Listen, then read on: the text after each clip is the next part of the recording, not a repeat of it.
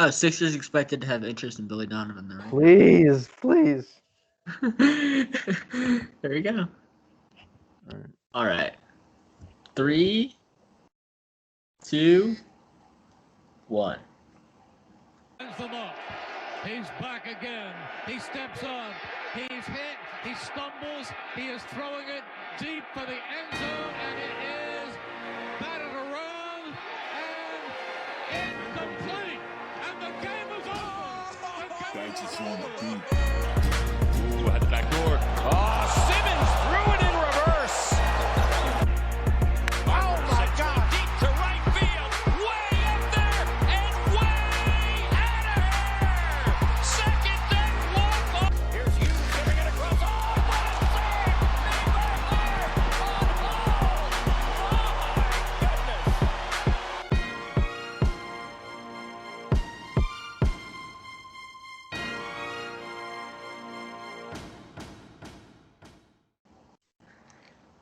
Welcome back to the Broad Street Benchwarmers podcast, presented to you by Hungry Dog Sportsbook. I don't throw it out there very much, but if you want to check out the blog, link in the description. Obviously, we're trying to put out content, as I say every time. It's a bit of a struggle. School's back. Seasons, we're working on this, but we're gonna do everything we can to try to get that updated. So be on the lookout for that. But how are we doing today, Ethan John? We just got done our NFL picks coming soon. Yeah.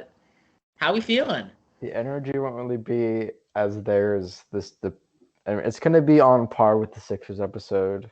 Exactly.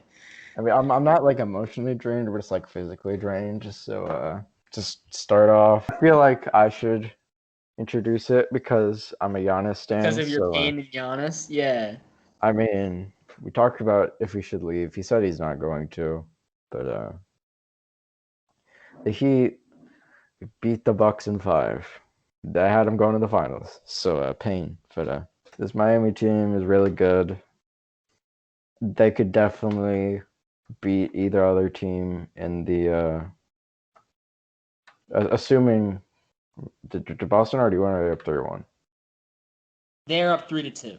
Okay, yeah, they'll probably close it out, but I definitely think they have a shot either way. But yeah, Giannis out for Game 5 immediately. I thought it would be over, and that's what happened. So in response to this, for our ring chasing, Marvin Williams retired. So look, it's a very very huge loss. Very much a boogie to the Warriors situation, but and the Lakers, but that was a little worse. I'm sorry. Look, with this Milwaukee team, I liked a lot of what I saw the past 2 nights. Mm-hmm. I think when this series became 3-1, we kind of accepted that this was going to be over, especially with the Giannis injury, because we forget he was injured Game 4. That's part of the reason why that ankle became so inflamed and it became so vital for him to miss Game 5. But I just feel like Miami had no fight the past 2 nights. They really did. Miami or Milwaukee? Jesus. Miami. Really? They let this team back into the series. They did. I just feel like the aggressiveness just became passive and compared to the past 3 games. They weren't drawing the same amount of fouls.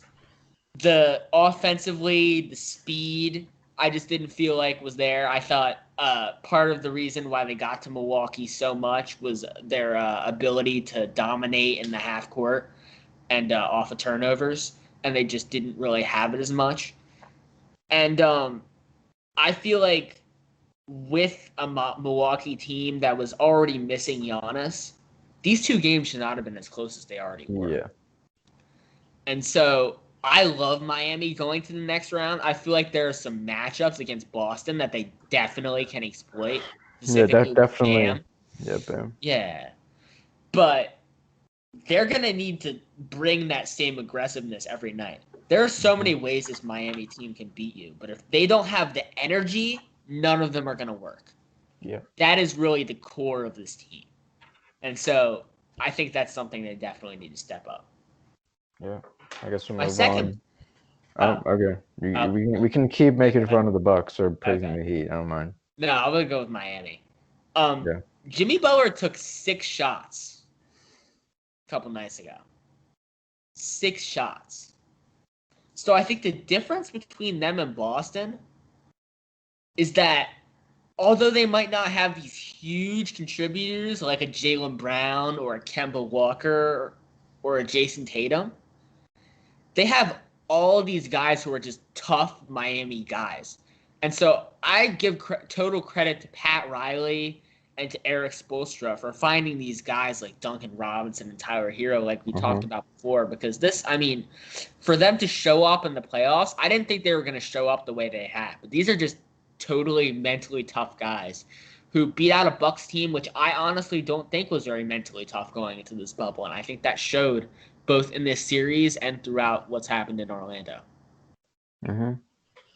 So, yeah. I know this will bring up a ton of overreactions, like Giannis, like playoff Giannis. I mean, I agree. And I mean, there is some argument to be made because obviously that Toronto series last year. Yeah. But also, it's fair enough. But at the same time, you can't do this say with every player. Yeah. Like we do playoff this Harden, with playoff P, pandemic We do this P. with KD, pandemic P, exactly.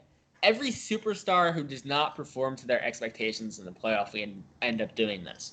So while it may not be fair, if we did it with LeBron in 2010, we have to do it with Giannis now. And so I think it's up to Giannis to be able to step up and come back and either prove that he can do it with this team or find somewhere else in a Kevin Durant-like situation. And we talked about it in the last pod. Toronto's an option. Miami's an option. I think he loves the city. I think he's going to come back more motivated, and I think he is going to stay with this team at least for the next year. I can't see a force-out trade possibility. I just don't buy into that being his personality. But I think, it's definitely an off season for this Bucks team in which they have to do everything they can to see what really went wrong. Yeah, because I mean, I don't see why they would trade Eric Bledsoe or like Dante, but I mean, if you would orchestrate a trade for CP3, I would take it for sure. I agree. Him or Westbrook. Yeah. And I know you're gonna be like, oh, Westbrook, I know I would much rather Chris Paul just because the shooting just would not mesh well with Giannis. I agree. But I feel like, there's a level of just speed that he would provide to this offense that with Giannis. And, a level of pushing competition. Because the main thing I feel like with Giannis in these playoff series is he gets frustrated. They throw all these guys. They threw Bam at him. They threw Jay Crowder at him. They threw Kelly Olynyk at him. And they just managed to get into his head and make him become passive. Especially, he's taken these, these top-of-the-key threes, kind of an Embiid-like situation. You know what I mean? He's not dominating on the glass like he did. So I feel like if you can get another guy like a Westbrook to give him a little of that push, kind of like Jimmy Butler did in Philly, I feel like that's definitely will be fantastic. But Chris Paul, I agree, is reasonable. I think Dante and Eric Bledsoe would be a great trade. Like, Bledsoe's cool, but I think they need a third star if they want to compete. I agree. Like, honestly, a second star. Can I call Chris Middleton a star? Yeah, I mean, I do not like to call out people on this podcast. It's not how I work. But was it game 4, game 5? Adam Den said Chris Middleton is a top 15 player. Okay. Okay. No. That's just an example. You don't have to defend yourself. But okay. This when you don't have Giannis, sure you can go off. But Chris Middleton, I will rant about him because I agree. He only showed up in that one game. I agree. So I don't For know. a guy statistically one of the best mid-range shooters to just completely disappear from that area throughout pretty much his entire Orlando has been just insane. I think he went from shooting like 80% from there to shooting like 60%. Yeah. Like, it's crazy. I don't want to. He's my guy, but he's kind of devolved into Tobias Harris. I'm going to be honest. Come on, he's better than Tobias Harris. Yeah. Come on. He is Tobias Harris when he is overperforming a little bit. Exactly. He's good Tobias Harris. Yeah. And it's the same contract. So, Yeah. the same offer. Yeah.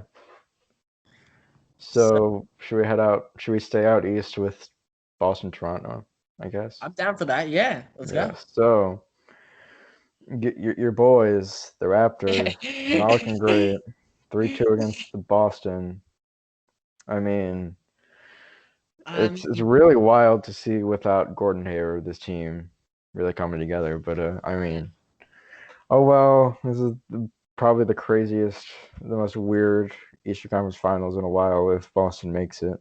Miami, Boston, it's like a 10-year throwback, pretty much like the early D-Wade days and then Paul Pierce. But I mean, I'm never gonna count out Toronto. yeah, This is just a team with a ton of pride and a ton of heart. And yeah. I feel like even though Boston may have more talent than them, I really, really believe before this series that the rotation will be enough. Mm-hmm. The fact is, Pascal Siakam is not a superstar. No, he's not. He's just above average. He's like a perennial all-star, but not like an all-NBA player. And I thought he was. I thought with the path Pascal Siakam was on and the development he seemed to have taken in the regular season, that he had the potential to be a top 10 player in the NBA. And he's disappeared. Mm-hmm. And this is a Raptors team that needs something on the offensive end. That's having to play Kyle Lowry and Fred VanVleet 42 minutes per game because they're unable to score otherwise. You need somebody to step up. We know this is a great defense, but this is a Boston team that is a fantastic offense. So you need to fight offense with offense. You're not going to be able to completely contain Jason Tatum, Jaylen Brown, and Kemba Walker. We talked about it last time. They've done a decent job of containing at least one of them per game. We look at the 2 games they won. Jaylen Brown was contained in one of them. Jason Tatum had a not great game in the other. Like, they did a good job. It's just the scoring. And really, honestly, Boston should have this series over by now. Yeah. Does OG Anunoby not make that ridiculous shot? Boston has the series. Yeah, it would have been 5 games. It would have been over. Exactly. That's like a 1 in 500 chance of that shot going in. They got lucky, to be honest. Yeah. And so I'm just really disappointed because I thought that they'd have enough scoring to make this work. Yeah, this is a team that was fine from 3. Like, Kyle Lowry's still good, but the just disappearance of Siakam is just so disappointing. Yeah, I mean, it makes me feel a little less bad about Milwaukee because both of our finals picks are like ruined. Exactly. Now. But yeah, I don't know if it was a graphic in Game 5 or Game 6. It was it was in the last few days, but I'm pretty sure it said Lowry. There was like a minute left or something, and it said Lowry, Siakam, and VanVleet played every second of the second half. Exactly, and they need to play at least. They kind of have to. Pretty much every second. Because there's no scoring outside of that. Yeah. I heard it, Bill Simmons' podcast, he talked about it today. This is getting to the point where Nick Nurse is having to throw guys like Matt Thomas at these guys. Yeah, and like Terrence Davis. He has no other choice. He just needs scoring. Exactly, Terrence Davis. And so, Marc Gasol has been unplayable. It's just matchup-wise, it's much more severe than I thought. And so even though this team has a ton of guts and a ton of heart, I think it's definitely going to be Boston moving on. Yeah. So I guess we'll move out west. Lakers Rockets, pretty sure Game 3 was yesterday. 2-1 Lakers, but Game 1 really impressed me. It gave me a lot of false hope, hoping that the Lakers would be done, but that's definitely not gonna Really? happen at this point. You But don't want our Lakers Clippers conference finals? I just don't want to see the Lakers in the finals at all, like period. So I just wanted that to get out of the way. But yeah, I mean LeBron's doing his thing like he usually does. I'm pretty sure he passed Ray Allen as far as playoff 3-pointers going. Now he's like the career leader in playoff wins. I mean that doesn't really mean a lot, but like I don't know. He is single-handedly carrying this team because you can talk about Anthony Davis. Go ahead. Yeah, I mean, I think it's been better the past 2 games, or the past game. But look, it's PJ Tucker. He's 6'5". Yeah. Dunk the basketball. It's simple. What's the guy who we're calling, the most skilled big man Yeah. in the NBA? And so when you're in the paint and you have a matchup like that, you have to be able to take advantage. Back him up into the rim. You are stronger and more powerful. He's settling for these mid-range shots, and it's not working. It's an Embiid-like situation. And the media is not going to pay attention to it because it's LA. Mm-hmm. And it's LeBron. And, they're winning. Why would you? But, I mean, honestly, if Anthony Davis is playing at his best, there's no way these 3 games should even be close. Mm-hmm. So, there's my little mini rant. Yeah. I mean, I've only watched bits and pieces of this series, so I don't really have much to say. But Yep. So Clippers Nuggets, is it? I think it's 2-1 as well, right? Mm-hmm. So I mean, I really wanted to see more out of Denver. I mean, they've been fine. But I guess we'll talk about the Mr. I don't want to say Mr. Overrated, but Patrick Beverley. Jesus. Mr. Overrated. He I don't think he was ever. I mean, nobody thought he was great, but like yeah, he is just a pest. He's like if John Starks was not good at basketball. exactly. I mean, look, this Clippers team Oh, for me, there's a just lot in of general, clowns. is just an act of entitlement. Yeah, him Again, and Bill Marcus Simmons Morris. said it. This is a team that's acting like they've won multiple finals when they've won nothing. Yeah. And the only player that's really has anything to puff their chest out about is Kawhi Leonard. I mean, look, I give credit to Paul George totally for coming out about his anxiety thing and stepping up these past couple games. I totally do. He's been a lot better. But if this Clippers team wants to beat the Lakers, the difference between those 2 teams is their benches. Mm-hmm. And so if the Clippers bench is just going to, Denver's bench has been outplaying them, honestly. Mm-hmm. Porter Jr. has been fantastic so far. I think Gary Harris has been an impact player. Mm-hmm. And so, if that's your one advantage and you're not able to use it, LeBron's going to come in and he's going to dominate. I honestly believe that. So I think going into this series, they need to refocus. They need to prepare. Because, we all know they're going to win, but it's the playoffs. And you need to get in that mindset for the playoffs as a team. Mm-hmm.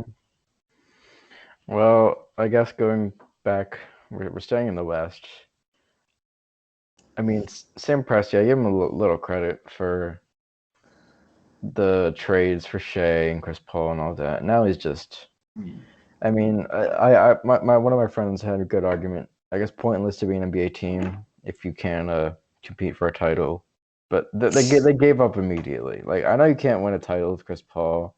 You still have to wait a few years for Shea to become a superstar, but yeah, they're letting go of Billy Donovan, and now every Philly fan should thank God that we didn't already hire Tyronn Lue. But Jesus. Like, okay, I'll say this right now, Elton Brand, if you're listening, I know you're not. Throw a bag at Billy Donovan, please. I don't think I'm as high on this guy as you are. Yeah. But I just the prefer him. candidates who Yeah, were I prefer there, him way more than anybody else on the market. I agree.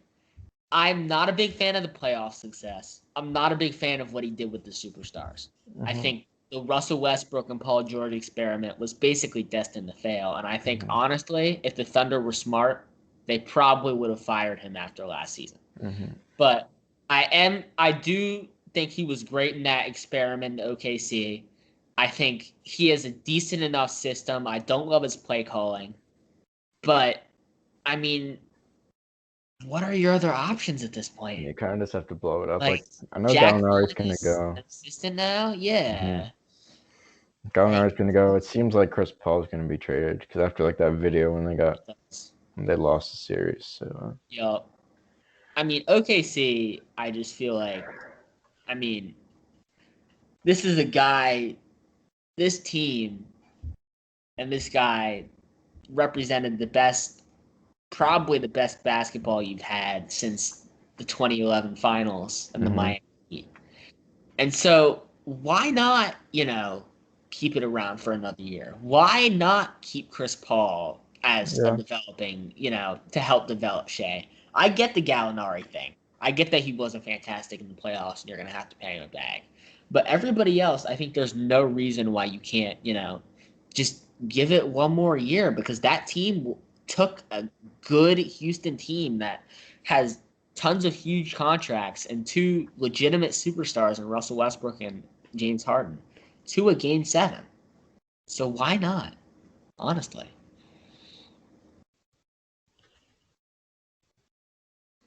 Yeah, well, I mean, we don't really have much else to say other than I think we're putting this out right before the NFL prediction, so watch that. Oh. So, if the Sixers hire Tyronn Lue, I'll be even more miserable in the next episode. But it's probably like one of the shortest ones we've had ever. But thank you for watching, and we'll be back literally not far from when this comes out.